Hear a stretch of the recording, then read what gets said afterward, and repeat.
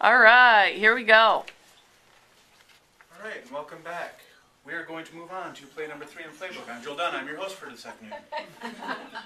How are we going to follow that? Play number 3, making a list, checking it twice. Not to find out who's naughty or nice. This is network marketing. What does networking mean? It means going out and being around people. It's not net sitting, staying at home, doing nothing, net TV watching. It's net going out and finding all of your friends. So what we're going to do is we're going to create a list. So right now what I'm going to ask everybody to do is this page right here that has the 10 people on here. 10 people that first come to mind. Not 10 people that you want in your business, not 10 people that you think would do this. First 10 people that come to your mind. Why? Because of the fact that what's going to happen is as you develop your list, we're going to ask you to make a list of 100 to 200 people. When you're making that list, you're going to prejudge people. It's horrible, but we do it. Oh, he'll never do this. Oh, she won't like this. Why would they do this? And you don't put them on your list. When you're subconsciously and unconsciously writing down names, you don't prejudge people. So now we're going to talk about getting that 200 names. How are you going to do that? Easiest way is, 1, go through and see all your Facebook friends. 2, if you don't have Facebook, open up your phone. Go through it. We used to talk about going through Rolodexes. I'm not old. But now you've got a Rolodex in your phone.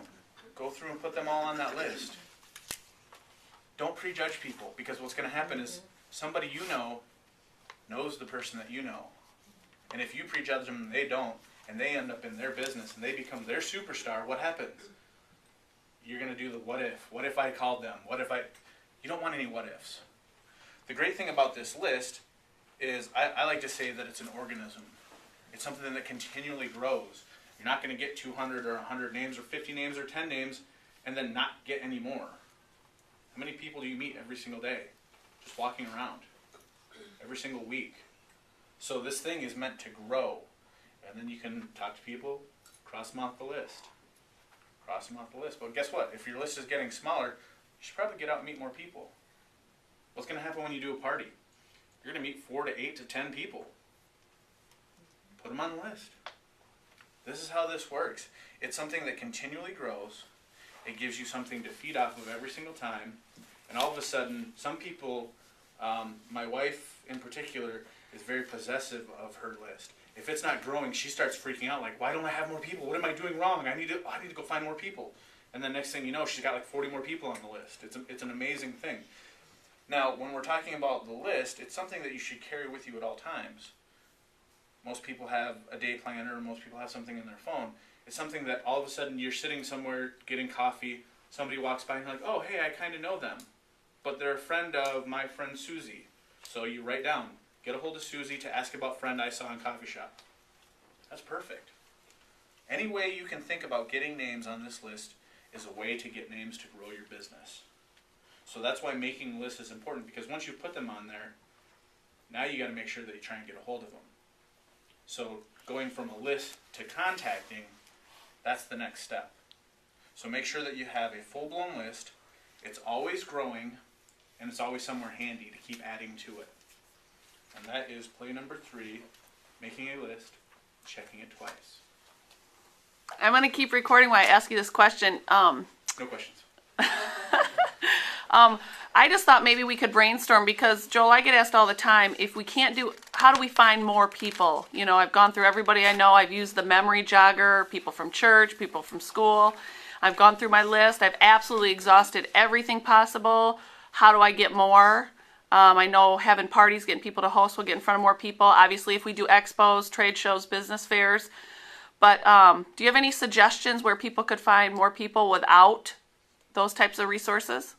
I'm a big proponent of meetup groups. So you can do meetup groups, you can do BNI. I'm a big proponent of BNI. You can also do Toastmasters clubs. You can go to chamber events. I mean, you can go anywhere where there's people and get lists. You go to a place, don't do this.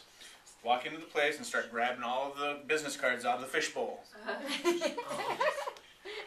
There's places, I mean, you can walk up to a wall in a Myers. They've got stuff plastered all over them. Grab the numbers. Hey, I see you're selling something.